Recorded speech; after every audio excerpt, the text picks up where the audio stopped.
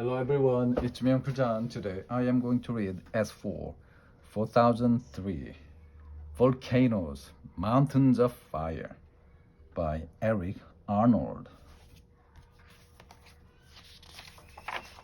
Nature's Time Bomb, Chapter 1. It is early morning on Sunday, May 18th, 1980. Many people in Washington state are still asleep, but not the volcano Mount St. Helens. It is slowly waking up from a deep sleep of 123 years. Mount St. Helens is as pretty as a postcard. The nearby forests and rivers are rich with birds, fish, deer, and other wildlife. The area is perfect for hiking and camping. The people have lived and worked for many years in towns near the volcano. The few of them fear the power of this sleeping giant. A small plane flies over Mount St. Helens to get a closer look at the volcano. Pilot Bruce Justin sees something happening below.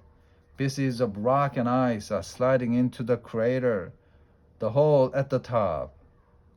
He tips the plane to get a better view inside the crater. Suddenly, an avalanche of rocks rushes down the north side of the mountain. The landslide tears open a hole in the volcano. An explosion of steam, ash, and rock blasts out sideways. Then a few seconds later, kablam! The top of the volcano blasts off. A dark ash cloud shoots 50 miles into the sky. The ash cloud has tiny bits of rock and gas inside it. Luckily, the plane is not in the direct path of the cloud, but the cloud is closing in on the plane. Outside the window, the morning turns to total darkness. Bruce knows he has to get out of there and fast. He puts the plane into a dive to gain speed. Lightning bolts streak through the clouds, lighting up the sky. The clouds are heading north, so Bruce quickly steers the plane south. After a few minutes, he outraces them. With a lot of skill and a lot of luck, he lands the plane safely in Portland, Oregon. Chapter 2, The Moon on Earth. The dark ash clouds move fast and far. They block the sun, make day look like night in Yakima, a town 80 miles northeast of Mount St. Helens. The street lights automatically turn on. Ash falls like black snow. If people or animals get too much of it in their lungs, they cannot breathe. And ash also ruins motors in cars and trucks and buses. A family is camping in a cabin nearby when the ash clouds pass overhead. Small rocks start to rain down from the cloud. The sky becomes pitch black. Thunder shakes the cabin. Lightning looks like a flash from a giant camera. When bits of ash bump into each other in the cloud, they make static electricity. This creates bolts of lightning.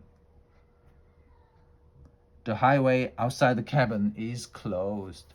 It is covered with 6 inches of ash. Inside, the family huddles together. They don't think they will get out alive. For 3 days, they are trapped in the cabin. Finally, on the 4th day, it is safe for them to leave the cabin and head home. The snow on Mount St. Helens melts from the heat of the blast. It mixes with the fallen ash and forms a river of thick mud called the mud flow. The mud flow buries everything in its path as it rushes into rivers and streams. Houses and cars are swept away as if they were toys. Mount St. Helens erupts all day. The next day it rests, but much has been destroyed. After the eruption, the volcano is 1,300 feet shorter. Big new crater is at the top in the shape of a horseshoe. Entire forests have been destroyed. Trees as tall as city buildings were knocked down by the powerful sideways blast. The temperature of the blast was hotter than oven. The trees burned, losing their branches and leaves. They now look like a giant toothpick. The land around Mount St. Helens looks like the surface of the moon. Most of the wildlife is dead, and 57 people have lost their lives. Chapter 3, Warning. The volcanologist. Scientists who study volcanoes try to warn people before the big eruption. Dave Johnston and several other volcanologists set up an observation post 6 miles from Mount St. Helens. They had been watching the volcano closely for months because it had started to erupt. So far, the eruptions had been small and harmless. They also noticed that the volcano was swelling on its north side.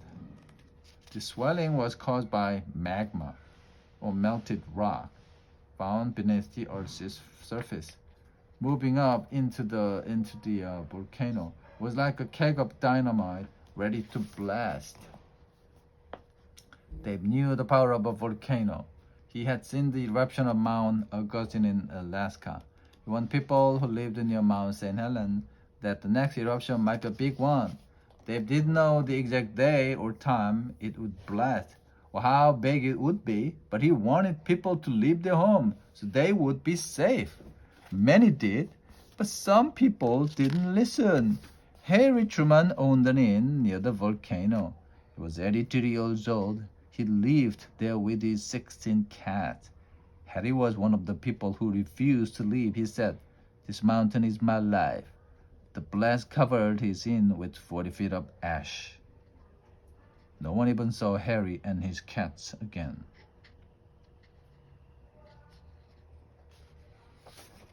Dave was on duty when the volcano erupted. The observation post was destroyed. Dave's trailer was blown apart, and his truck was buried in ash. Dave lost his life to the great power of Mount St. Helens. Chapter 4, Fire in the Mountain. Volcanologists look for clues that'll help them predict when a volcano will erupt. This is hard to do because each eruption is different and some happen without warning. It is dangerous work, but many lives can be saved from what volcanologists discover. The lessons learned from the Mount St. Helens eruption helped the scientists to predict the eruption of Mount Pinatubo in the Philippines in 1991. The eruption of Mount Pinatubo was 8 times bigger than that of Mount St. Helens. People were moved to safe places before the eruption happened. Though about 200 people died, thousands of lives were saved. Much of the work of volcanologists is done in a laboratory. They look at samples of gas and lava, but they also work right on a volcano. This is called the field work. They record the day-to-day life of a volcano. The volcanologists take a volcano's temperature with a special electric thermometer. They don't use a glass thermometer because glass would break from the extreme heat.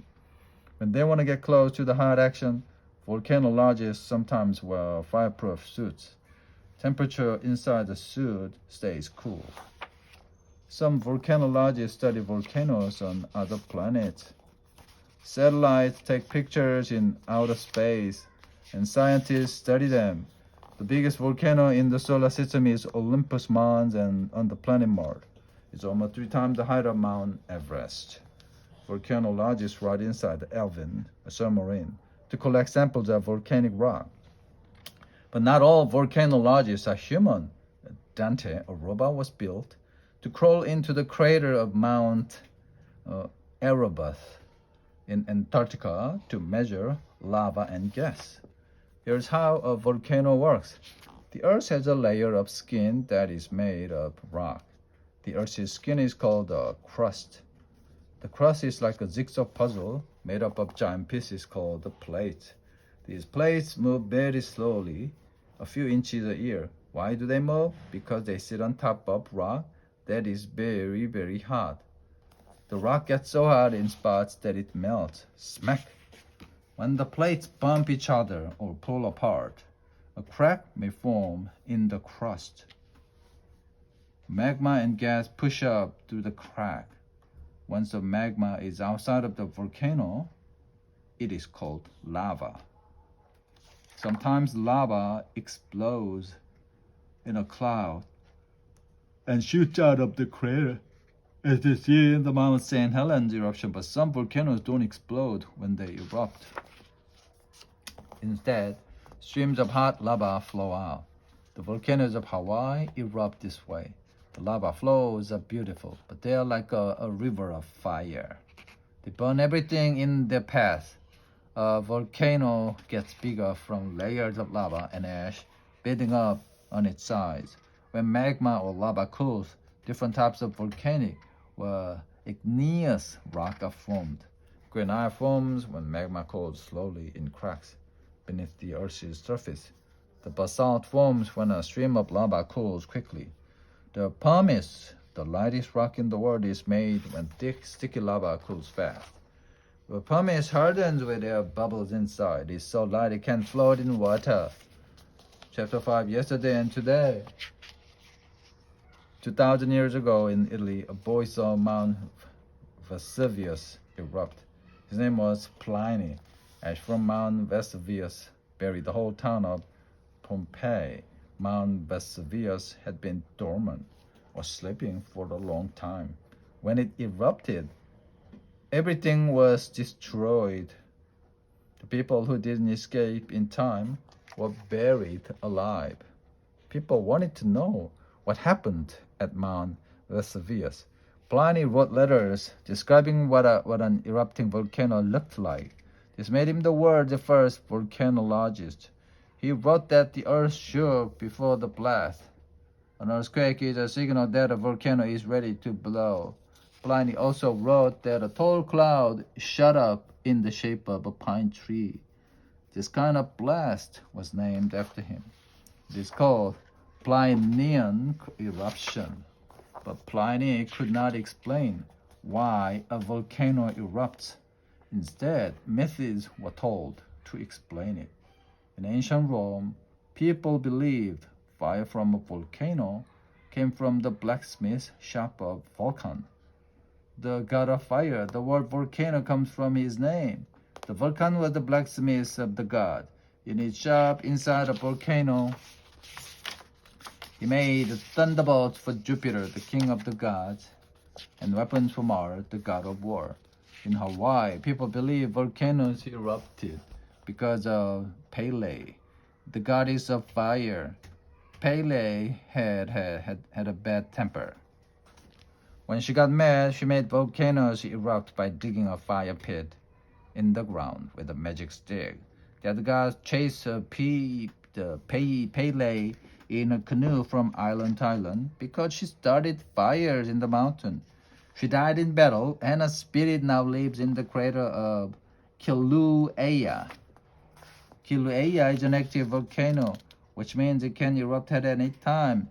It is one of the most active in the world and is known for its beautiful lava flows. Some say Pele appears when Kilauea erupts. She shows up as a young girl or an old woman. Some see her face in the glow of the blast. Today, there are between 560 and 600 active volcanoes on Earth. Many of these volcanoes circle the shores of the Pacific Ocean. This is called the Ring of Fire. About 30 volcanoes erupt each year. Where will the next big eruption take place? Chapter 6, Nature Heals. Can life return to land that's been destroyed by a volcanic eruption? A few months had passed, and Mount St. Helens was now welcoming the warm summer weather. The circle of life was returning to this gray moonscape. Volcanic ash had made the soil rich. Red fireweed was the first plant to pop up. It grows well in soil burned by fire. Tiny fir trees also took root. Bluebirds and woodpeckers returned and nested in the dead tree. For mealtime, there were plenty of ladybugs and ants to eat. Small animals such as gophers came back. Gophers make tunnels that bring good soil to the top. Herds of elk and deer returned from far away to feed on the new growth on bushes. and many of the people of Mount St. Helens returned to their home or built new ones after the eruption. The Viola and Harry McNutt's house wasn't destroyed during the eruption, but the first floor was filled from top to bottom with hot mud from the mud flow. The McNutts chose to keep their home near the volcano. Why, you might ask? We like it here, said Harry. It's a mighty pretty place. The end.